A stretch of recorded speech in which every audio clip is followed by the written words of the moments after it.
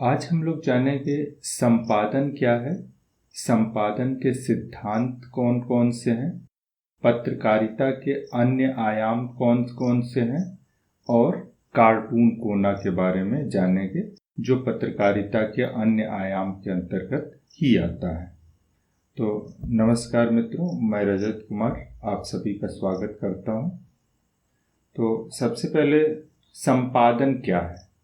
संपादन का अर्थ है संवाददाता या रिपोर्टर के द्वारा भेजी गई किसी खबर की अशुद्धियों को दूर करके उसे पाठकों के पढ़ने योग्य बनाना और महत्व के अनुसार काट छाट करके प्रकाशित करने के लिए तैयार करना।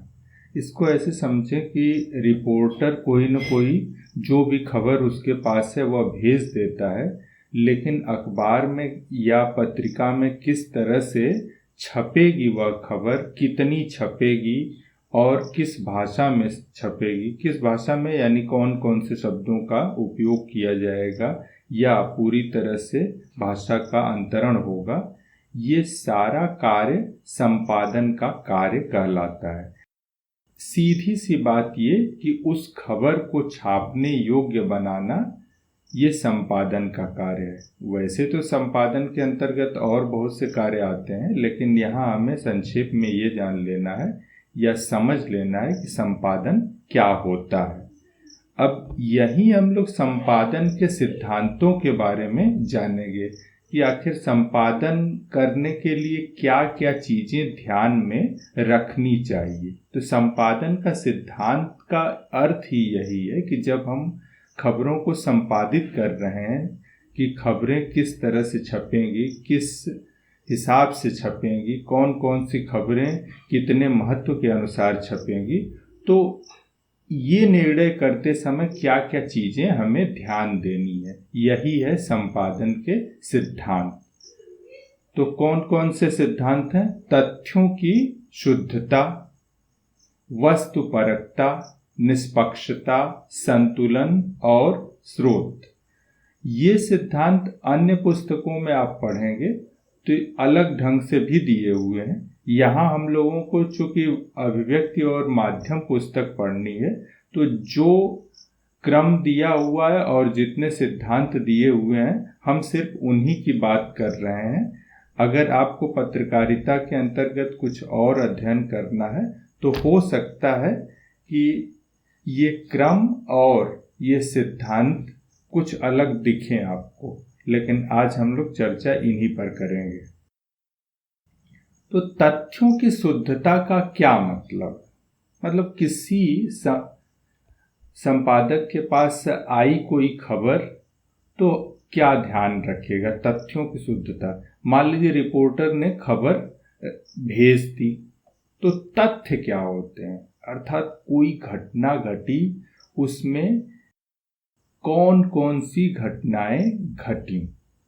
जैसे अगर किसी दुर्घटना में 10 व्यक्तियों के घायल होने की बात है, तो वहां पर आप ये नहीं लिख सकते कि सभी लोग सही सलामत हैं, किसी को कोई चोट नहीं आई। ये तथ्य सही नहीं हुआ। तो शुद्ध तथ्य यानी जो कुछ वहां पर घटित हुआ है वो उसी रूप में हूबहू रख दिया जाए, यही तथ्य है। तो एक बार पढ़ देता हूं। तथ्यों की शुद्धता का अर्थ है किसी घटना में जो भी तथ्य हैं उन तथ्यों को सटीक रूप से हूबहू रख दिया जाए, उनमें कोई तोड़ मरोड़ न की जाए। वस्तुपरकता, ऑब्जेक्टिविटी। वस्तुपरकता का तात्पर्य है यदि कोई रिपोर्टर समाचार के तत्वों का संकलन कर रहा हो तो उसमें अपनी धारणा या विचार नहीं सम्मिलित करेगा, अर्थात पूर्वाग्रह से प्रभावित होकर के कोई खबर नहीं लिखेगा। तथ्यात्मकता का संबंध जहां अधिकाधिक तथ्यों से है, वहीं वस्तुपरकता का संबंध इस बात से है कि कोई व्यक्ति तथ्यों को कैसे देखता है, अर्थात उन्हें देखने का उसका नजरिया क्या है। अब इस चीज को थोड़ा समझ लीजिए। मान लीजिए कि आप आपको कोई प्रश्न पत्र मिल रहा है हल करने के लिए, उसमें 100 अंक हैं, सभी अंक एक एक अंक के हैं, उसमें एक शब्द या 2 शब्द आपको उत्तर लिखने हैं या मल्टीपल चॉइस प्रश्न है, तो उसमें क्या होगा, अगर आपने मल्टीपल चॉइस, मान लीजिए कुछ देर के लिए कि मल्टीपल चॉइस प्रश्न है, उसमें आपने 100 में 90 प्रश्नों के उत्तर सही सही लिखे हैं, तो आप परीक्षा कक्ष या परीक्षा भवन छोड़ने के बाद कह सकते हैं कि मुझे 90 अंक प्राप्त होंगे। और अगर निबंध, इसी के स्थान पर अगर निबंध दे दिया जाए 100 अंक का और आपने खूब अच्छे ढंग से लिखा, तो आप कह सकते हैं क्या कि मुझे 100 में 90 अंक मिलेंगे। नहीं, क्योंकि यहाँ पर परीक्षक सब्जेक्ट हो जाएगा, एक सब्जेक्ट के रूप, सब्जेक्ट का मतलब विषय नहीं, सब्जेक्ट का मतलब उसकी धारणा, परीक्षक की धारणा भी इसमें सम्मिलित हो जाएगी। परीक्षक उस उत्तर के बारे में क्या सोचता है, ये बात भी महत्व की हो जाएगी। तो ऑब्जेक्टिव उत्तर नहीं रह करके वह सब्जेक्टिव हो जाएगा। इसी तरह से अगर कोई खबर आती है, उसमें संवाददाता या रिपोर्टर या संपादक, इसमें से किसी की भी अपनी धारणा उसमें सम्मिलित हो जाती है, तब वह रिपोर्ट शुद्ध नहीं रह जाएगी। इसीलिए कहा जाता है कि एक सिद्धांत अपनाना चाहिए वस्तुपरकता, ऑब्जेक्टिविटी का, अर्थात इसमें किसी की धारणा नहीं सम्मिलित होनी चाहिए। निष्पक्षता, निष्पक्षता से ही किसी समाचार संगठन की साख बनती है। साख का मतलब ये है कि कितना विश्वसनीय वह संस्था, समाचार संस्था होगी। अर्थात यदि कोई समाचार संगठन निष्पक्ष होकर खबरों की रिपोर्टिंग करेगा, तभी उसके प्रति लोगों का विश्वास बनेगा। लेकिन पत्रकार को खबरों को संकलित करते समय यह भी ध्यान रखना चाहिए कि निष्पक्षता के नाम पर अन्याय या गलत का साथ न दे दे। निष्पक्ष होने के नाम पर किसी व्यक्ति के साथ अन्याय हो रहा है, यह पत्रकारिता नहीं कि आप उसके पक्ष में न बोलें। पत्रकारिता का यह भी उद्देश्य है कि आप निर्बल के पक्ष में होकर के आवाज उठाएं। तो ये भी ध्यान रखना है कि फेयरनेस ऐसा न हो कि अन्याय का साथ आप दे दें। ये यहाँ पर इसमें पिछली वाली चीज वस्तुपरकता और निष्पक्षता में जरा सा आपको लगेगा कि एक दूसरे की सीमा को ये लांघ रहे हैं। संतुलन, संतुलन को साधारण भाषा में यहाँ मैंने समझा दिया है। संतुलन का अर्थ होता है, देखिए अंग्रेजी में इसे बैलेंस बोलते हैं, तो इस तरह से देखें, संतुलन को अगर बैलेंस बोलते हैं तो बैलेंस का अर्थ होता है तराजू। अब तराजू की कल्पना कर लीजिए मन में। संतुलन की आवश्यकता तब पड़ती है जब किसी खबर से संबंधित कई पक्ष हों, तब पत्रकार को सभी पक्षों की बातों को समाचारीय वजन के साथ प्रस्तुत करना पड़ता है। अर्थात समाचार लिखते समय सभी पक्षों को समान महत्व दिया जाना चाहिए। ऐसा नहीं कि कोई व्यक्ति समर्थवान है तो उसके पक्ष में आप लिख दें और जो समर्थवान नहीं है उसके पक्ष में न लिखें या उसकी बात ही न लिखें, तो यह संतुलित रिपोर्टिंग नहीं होगी। वरना यह खबर संतुलित नहीं कही जा सकती। उदाहरण के लिए, यदि 2 पक्षों में टकराव होता है तो दोनों पक्षों की बातों को खबर में रखना आवश्यक है। समाचारों का स्रोत, एट्रीब्यूशन। समाचारों के स्रोत का पता क्यों लगाना चाहता है पाठक? क्योंकि किसी भी समाचार एजेंसी द्वारा समाचार या किसी समाचार, जिस व्यक्ति ने भी उस समाचार को बताया है वह कितना विश्वसनीय है, इससे पाठक को पता चल जाता है कि खबर कितनी सही या गलत है। किसी समाचार में सम्मिलित की गई सूचनाओं का क्या स्रोत है, यह जानकारी देना आवश्यक होता है। कुछ जानकारियां सामान्य होती हैं। अब सूर्य पूरब से उगता है, इसके लिए किसी से पूछने की आवश्यकता नहीं। तो ये जानकारियां सामान्य होती हैं जिसका स्रोत देना कोई जरूरी नहीं, लेकिन जब सामान्य जानकारी से आगे की बात की जाए तो उसका स्रोत बताना आवश्यक हो जाता है। ऐसे में यह भी ध्यान रखना जरूरी है कि जिस स्रोत से यह जानकारी प्राप्त की गई है उसे यह सूचना देने का अधिकार भी हो।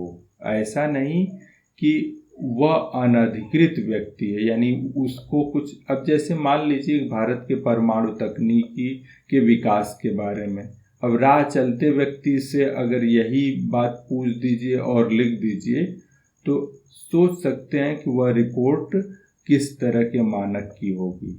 इस तरह की सूचना देने का जिस व्यक्ति को अधिकार हो वही व्यक्ति वो यह सूचना दे सकता है। इसीलिए यह सिद्धांत संपादन का बड़ा ही महत्वपूर्ण है।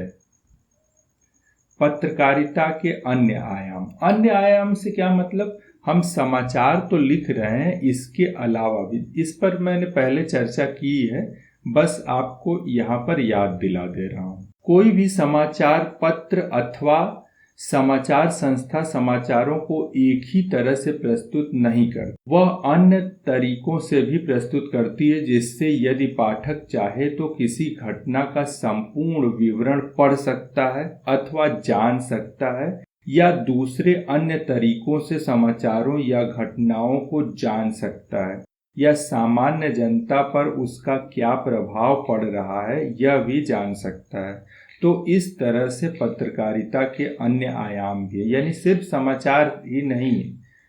कोई लेखक अपने विचार व्यक्त करता है, किसी की टिप्पणी हो जाती है, संपादकीय भी पत्रकारिता के अन्य आयामों के अंतर्गत भी आएंगे। फोटो और कार्टून, ये सब भी पत्रकारिता के अन्य आयाम होंगे। अब कार्टून क्या होता है, लगभग हर समाचार पत्र कार्टून प्रकाशित करते हैं। यह पहले पन्ने पर प्रकाशित होने वाला हस्ताक्षरित संपादकीय है, मतलब रेखा चित्रों के माध्यम से ही यह समाचार पत्र अपनी सोच या अपना व्यू उस घटना के बारे में रख देता है। आप देख लीजिए कुछ कार्टून। सबसे पहले यह बीबीसी का कार्टून है, इसे आप समझ लेंगे। ज़्यादा कुछ कार्टून की बात ये होती है, कम शब्दों में ज़्यादा बातें बताई जाती हैं। बिहार के मुख्यमंत्री नीतीश का क्या बयान रहा बाढ़ पर, नेचर किसी के हाथ में नहीं। ये डूबता हुआ व्यक्ति क्या बयान दे रहा है, लेकिन वोट मेरे हाथ में है। ये इतने से ही सब कुछ समझ में आ गया। मंजुल का एक कार्टून देख लीजिए, पढ़ लीजिए, इसके बारे में मुझे ज़्यादा कुछ नहीं कहना है। ये कश्मीर में धारा 370 के डायलूशन के बाद, जब धारा 370 को एक तरह से निष्क्रिय कर दिया गया, उसके बाद की ये घटना है, उस पर कार्टून बनाया गया है। मध्यस्थता का नाम ले रहे थे अमेरिकी राष्ट्रपति। उस समय भारत की स्थिति, कृपया शांत रहें। समझ गए होंगे आप। 2 प्रश्नों को और हम लोग इसमें कवर करेंगे। एक प्रश्न आया था कि लोकतंत्र का चौथा स्तंभ किसे कहते हैं और क्यों। राष्ट्रीय और सामाजिक जीवन में अहम भूमिका होने के नाते पत्रकारिता को लोकतंत्र का चौथा स्तंभ कहा जाता है। और क्यों का उत्तर भी इसमें आ गया। अब इसका एक तरह से एक्सप्लेनेशन भी यहाँ पर है।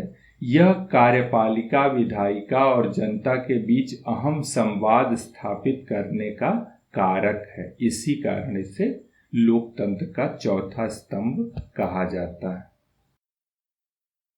समाचार एजेंसियों के बारे में पूछ सकता है कि 2 एजेंसियों के नाम लिखिए।